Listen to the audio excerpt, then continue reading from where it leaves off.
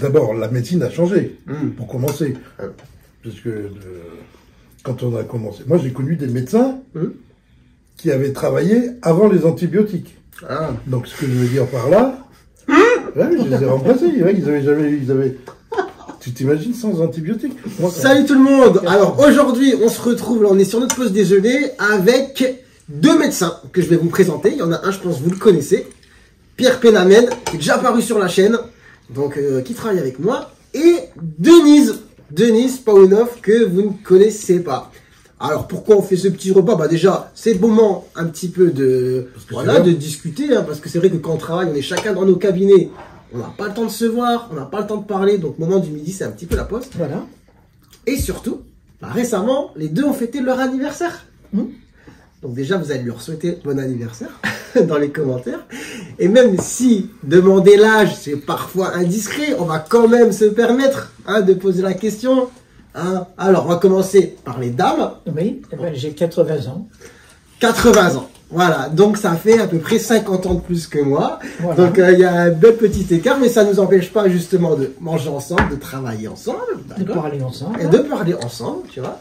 Et on a Pierre, quel âge? Ah ben moi, je suis pas de la même génération que Denise, parce que j'ai que 72. Ça va. Que 72. Que 72 ans, non mais c'est pas mal, c'est pas mal.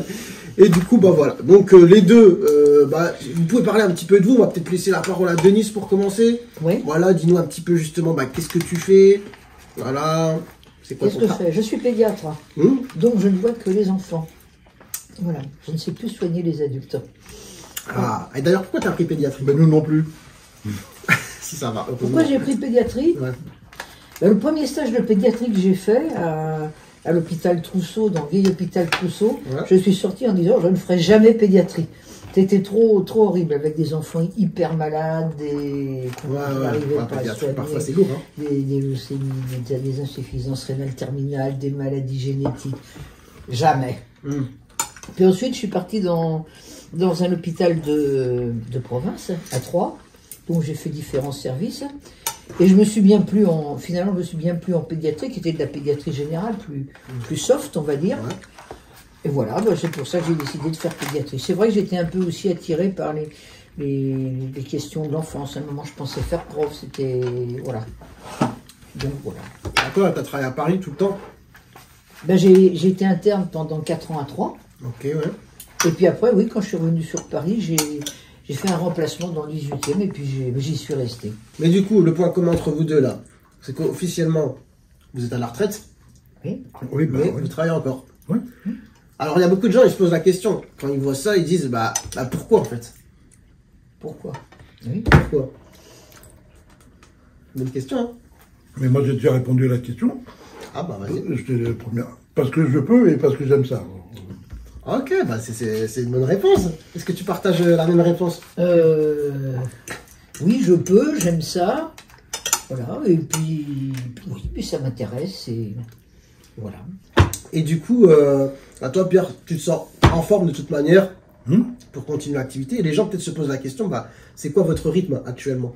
Bah, ici, c'est le problème.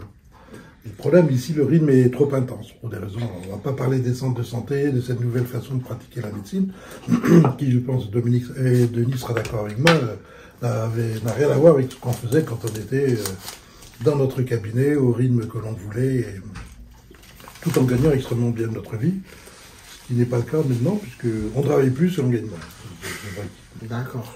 Donc toi... Donc, sinon, en dehors de ce bémol, je suis très content d'être là. Ok. Aussi, ça me sort de chez moi. Je travaille que 2 jours par semaine, découpé en demi-journée. 2 jours par semaine. Ouais. Découpé en demi-journée, donc 3 jours dans la semaine, tu viens de taffer. Ce qui fait que je commence le mardi à 13h, je finis le jeudi à 13h. Bon, ça va. C'est très honnête. Et quand je serai président de la République, ce sera étendu à l'ensemble des travailleurs. On espère. Parce qu'on est très cool, on peut se reposer, les week-ends seront bienvenus, voilà. On espère. Et toi, ton rythme, c'est quoi? Tu travailles combien dans la semaine? 2 jours par semaine. 2 jours par semaine, monsieur. 2 jours complets. 2 jours complets. Bon, franchement, non, c'est vrai que c'est pas mal, hein, quoi, d'être à la retraite, maintenir une activité comme ça, 2 jours. Franchement, il y en a qui étaient très surpris, mais en fait, quand on en parle comme ça entre nous, y a rien de choquant, hein. Non.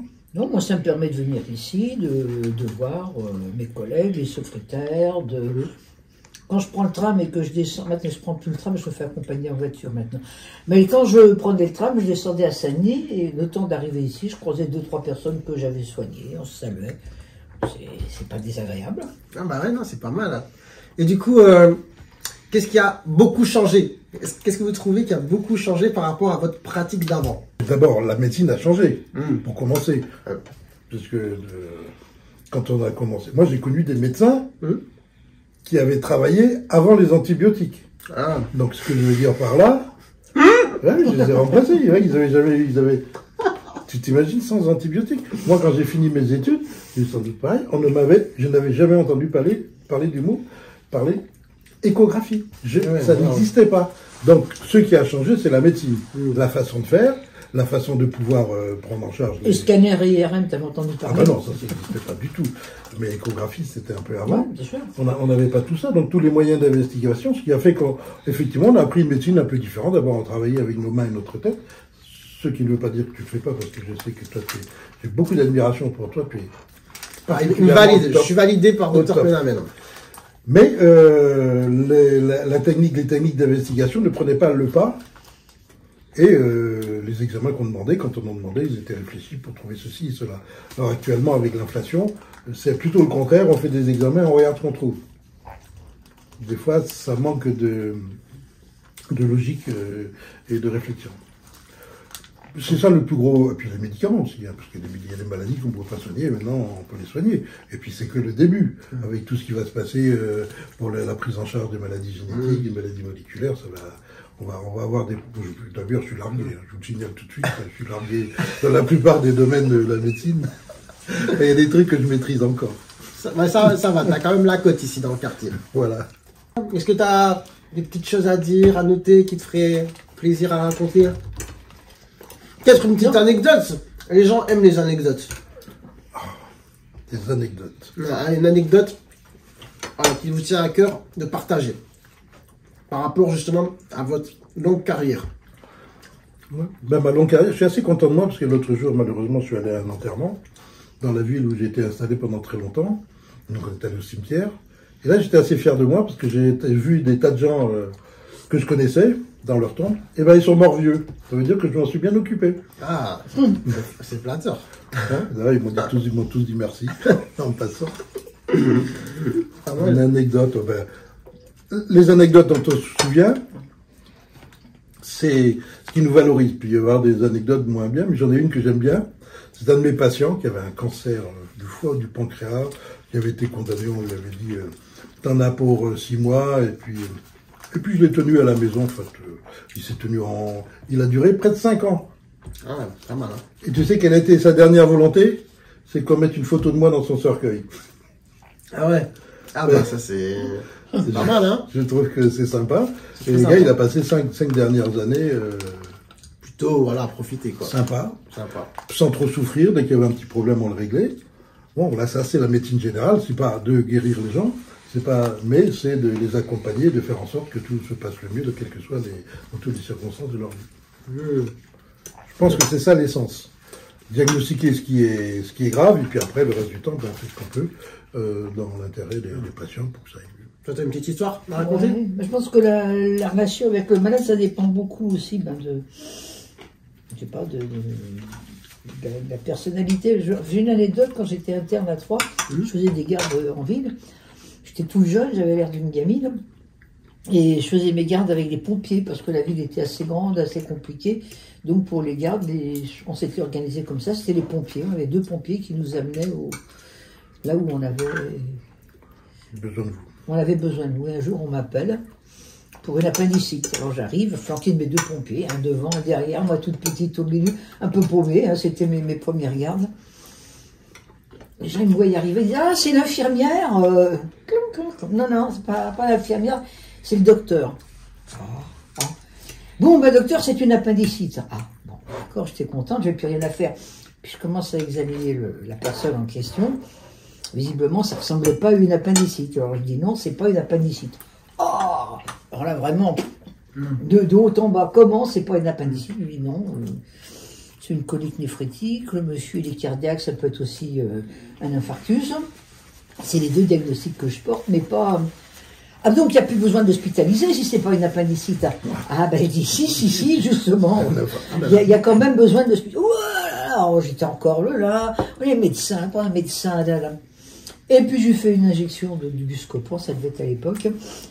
Et pendant le temps qu'on palabre, le gars il va aux toilettes, il pisse son caillou, et il guérit, il a plus mal, plus de colique néphrétique. Alors je suis ressorti, j'avais du docteur, voilà. Ok, bah pas mal, hein. Petite histoire sympa. Ben oui, mais d'ailleurs, c'est très bien ça, parce qu'on allait voir les gens chez eux, et puis ils n'avaient pas à passer la nuit aux urgences. Oui, bien sûr. On faisait des interventions efficaces, et ça, c'est un de mes grands regrets, de ne plus aller chez les gens, et puis surtout de ne pas pouvoir prendre nos patients dans leur continuité, et puis d'apprendre 2 jours après, quand ils reviennent nous voir, avec ils sont passés aux urgences, ou ils ont passé la nuit... Bon, voilà, qu'en fait, la majorité des problèmes, les médecins généralistes, à l'époque, les réglaient sans se faire mousser, de façon efficace. Ça va, au moins tu restes dans le positif, tu continues à bosser. Oui, non, mais c'est très sympa, les gens ont besoin de nous. D'ailleurs, avec la réflexion dans le... Faut que tu t'installes, hein. Faut que tu travailles 24 heures sur 24 et 7 jours sur 7, parce qu'on a besoin de toi pour la vie. Tranquille. On va continuer pour l'instant sur ce rythme. Bon, c'est pas mal. Moi, j'ai fini de manger en tout cas. Toi aussi, je pense. Bah, j'attends le dessert. T'attends le dessert? Non, moi, j'ai pas ramené de dessert. Mais on va pas tarder, hein, parce que finalement, on reprend dans 5 minutes pour certains. Ouais. Et donc ça, c'est le côté un petit peu... Des fois, c'est pas facile. On n'a pas trop le temps de manger. Entre le moment où il faut aller acheter un petit truc, sauf si on a ramené notre tupperware, et puis le moment où on mange, le moment où on retourne en consulte. Et puis... Ah, pardon, je t'ai coupé. Non, tout à fait. Bon, je l'ai vécu ça, j'ai vécu des grandes journées, les gardes de nuit, les choses comme ça. Moi j'ai moins la santé pour faire des journées de 10 heures, j'en vois combien, 50 aujourd'hui, je vais encore avoir 1 heure de retard ce soir. Ouais, toujours un petit peu de retard, docteur Pénal. Mais non, mais on me colle des gens en plus. Et puis je peux pas faire une consultation de 10 minutes quand il y a un problème. C'est vrai. Si vous posez la question, parce que depuis tout à l'heure, il regarde comme ça derrière. Il regarde la secrétaire qui nous sert un petit peu de cadreuse. On lui dit bonjour. Le caméraman. Voilà, exactement. Bon. Tu peux pas faire un zoom. Un zoom? Non, pas un zoom. Une volte-face, tu veux que je fasse une... volte-face. Bah, je pense que là, de toute façon, on va terminer. On a fini, hein. Ben, la médecine, c'est très bien. On continue. On continue. Et on s'arrête pas. Jusqu'à quand, je sais pas. Tant qu'il y aura des malades. Toi, t'as une limite. Tant qu'il y aura des hommes. Est-ce que t'as une limite? Pas fixé, non. Bon. Et ça, c'est une belle phrase pour conclure. Ouais, on va continuer tant qu'il y aura des malades. Ben très belle phrase. Non, on va s'arrêter sur ça. C'est tant beau. qu'il y aura des hommes. Ouais, c'est beau, c'est philosophique. Et même des femmes. Et des femmes. Même des femmes. Je vais me faire ça. C'est beau, c'est philosophique, Non, bah écoutez, j'espère que cette vidéo vous aura plu. Si ça vous a intéressé, voilà, petite discussion entre Dr Pénamène, Dr Paunov et moi. Faites-le savoir en commentaire. Et peut-être qu'on... Et toi, tu n'as pas dit ton âge? 29 pour l'instant. Voilà, ça va. Tu vas en chier encore. On espère avoir votre longévité dans le métier. Et puis voilà, on verra bien. Mais en tout cas, si ça vous a plu, n'hésitez pas à liker, à commenter. Faites savoir un petit peu si vous avez des questions à poser aux 2 personnes qui sont à côté de moi. J'ai pas de téléphone. Et puis, on se retrouve peut-être bientôt pour une prochaine vidéo. Allez, ciao tout le monde. Fatima.